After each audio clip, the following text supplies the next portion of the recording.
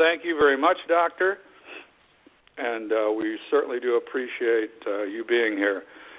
Could you tell us T cells are a type of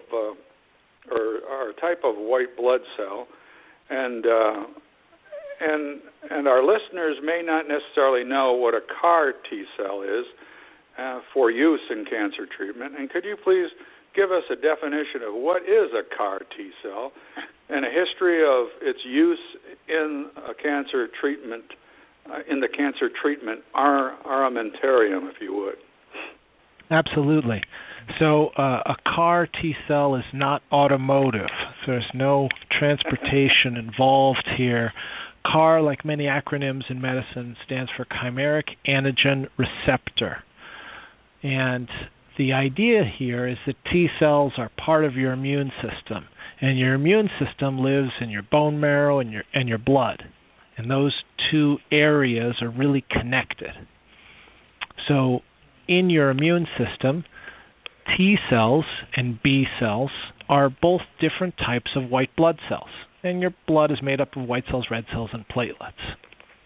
Now, T cells have T cell receptors on their surface, and that helps them recognize what belongs in the body and what doesn't belong in the body. And the idea is that T cells use this T cell receptor as well as other receptors to figure out if there's potentially a foreign invader in your body, bacteria, fungus, all sorts of things that might come in and attack it and kill it. And that's what the T cell receptor does in general quite well.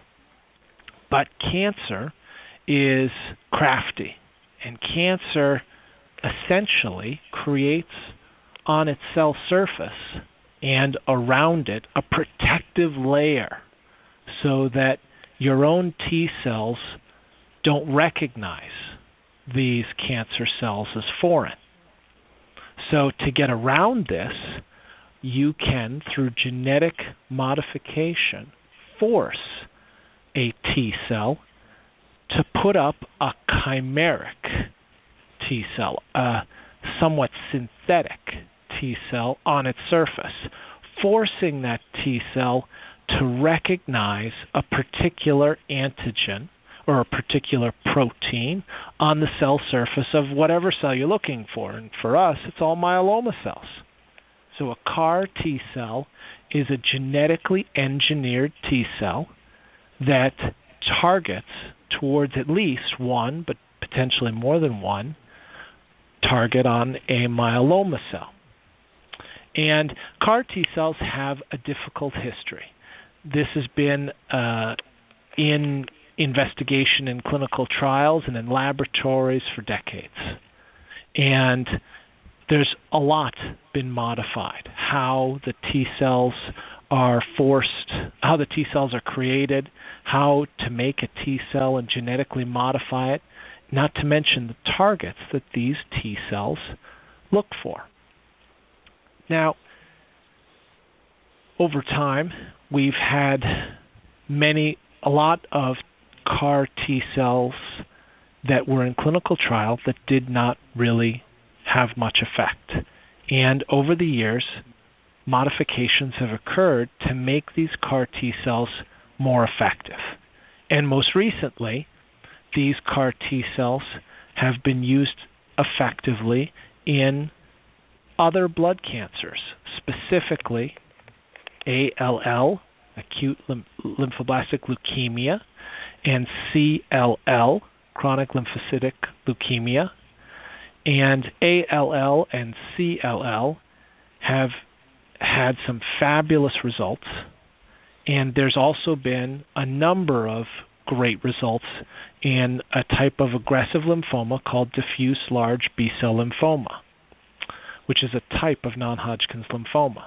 And there are many, many clinical trials using CAR T cells currently in process or actually ongoing and accruing patients in a number of cancers, but certainly a number of them looking at ALL, CLL, and lymphoma. Okay. How does this prior research apply to myeloma treatment? So most of the work has looked at other blood cancers and been successful, and what we would like to do is be part of another wave of CAR T-cell trials looking at diseases other than CLL and ALL, and for us, myeloma is the focus. Now, there are two clinical trials, CAR T trials, currently accruing myeloma patients. One's at University of Pennsylvania, looking for myeloma patients who express a target called CD19, and many myeloma cells express CD19 at a very low level, and that low level may be quite enough. There is another CAR T trial currently enrolling at the NCI, National Cancer Institute, for patients whose myeloma expresses a target called BCMA, B-cell maturation antigen. And so they're looking for BCMA positive myeloma patients, and that is a good proportion of myeloma patients, for a CAR T-cell trial there. I believe there is a third CAR T trial looking for a NKG-D2A antigen on the cell surface of myeloma cells and also on the cell surface of patients with AML, acute myeloblastic leukemia, or acute myelogenous leukemia. And that's, I think, going to be open at Dana-Farber, but I don't know if that's started accruing patients yet. So it won't be long before we have 3 active trials accruing myeloma patients for CAR T cells. And we would like to join this group, and we hope to have a clinical trial open next year for CAR T cells targeting a CS1 antigen, which is CS1 is the protein otherwise known as SLAM-F7, if that doesn't roll off your tongue, that is on the cell surface of the majority of myeloma patients that we've tested so far. Okay. Now, you mentioned this research on CS1 gene and it being the target. So does this and does this mean and I understand what you're doing, at least in the broadest terms, but I understand that it's this target and off-target issue, and how has that been addressed in the other cancers, and how is it being addressed in myeloma as well? So, this is following a target CS1. That's what we're trying to engineer T cells to target on myeloma patients. And there's actually an antibody targeting CS1 that's being used in clinical trials and is not currently FDA approved, but is being tested in a clinical trial in combination with a common drug, Revlimid, and dexamethasone, plus or minus this drug, elotuzumab. And that drug has made it through phase 1, 2, and currently phase 3 testing. And so we're hoping that that gives us some evidence of safety. But just because there's an antibody, and it's just a naked antibody, it just targets it, but it's not attached to a cell or anything, and that's essentially how antibodies work. They blanket cells with these antibodies and hope that just because antibodies are on the outer surface of these cells, that causes your body to chew up the cells. That we hope that elotuzumab's experience, showing it to be safe in patients with myeloma, will kind of paves the way and demonstrates that we hope it'll be safe for these CAR T cells targeting CS1. Now, CAR T cells are not naked antibodies. This is a T cell. And so even low levels of expression of CS1 could get us into trouble if there's low-level expression of CS1 on important organs, that we don't honestly know about or have not tested, or there's cross-reactivity with other proteins. Thus far in the tests that we have no evidence of this, but certainly that's a big concern. So we call that on-target, off-tumor side effects. And we certainly don't want to have that, but we're wary of that as other CAR T-cell trials in the past have had on-target, off-tumor effects, which have led to significant toxicity, significant side effects for patients.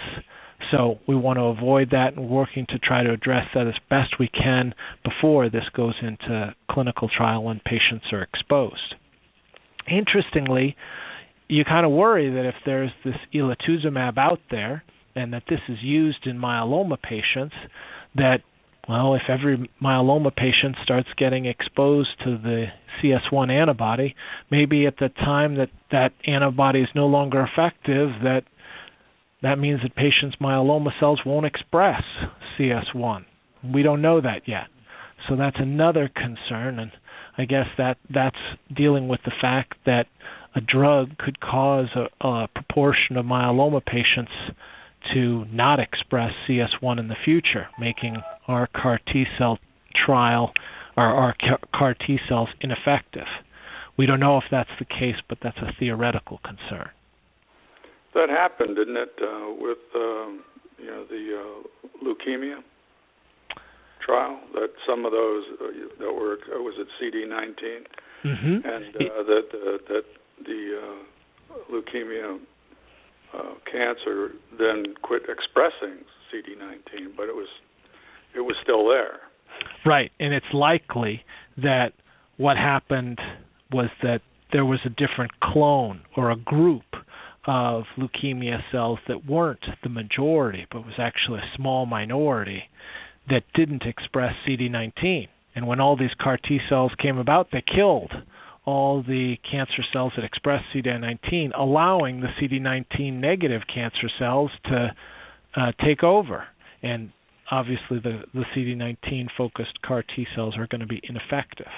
We don't know if that's going to be a big issue in myeloma for CS1, for CD19, or for BCMA, any target currently. Okay, those pesky little cancer cells, keep on morphing. And it's a question of really whether it's morphing or whether, because the majority of myeloma patients at diagnosis have a number of clones around. So 2 to 6 kind of different clones or tribes of myeloma cells at diagnosis. So those, and it's not that they all go away, it's just that at relapse, usually one clone takes over, but the other clones really aren't usually gone. Okay. I understand you already had some really very positive results. Could you explain these results and what the next steps will be in the development of this treatment? So the positive results so far form the basis for the clinical trial. So we've tested it in cells from cell lines. We've tested it against cells that we got from bone marrow aspirates from patients. We've tested it in mouse models that use cell lines in these mouse models to kind of get a better idea of how it works in an actual animal. Those tests have all been very effective. And when we see the cells die, when we see the mice have myeloma everywhere, and then take a picture of them after the CAR T cells go in and you can't find any myeloma, that's always very reassuring and positive and suggestive that this will be effective in humans. But, how many inbred mice have we cured of cancer? Lord knows, there's quite a lot. And what we hope to do is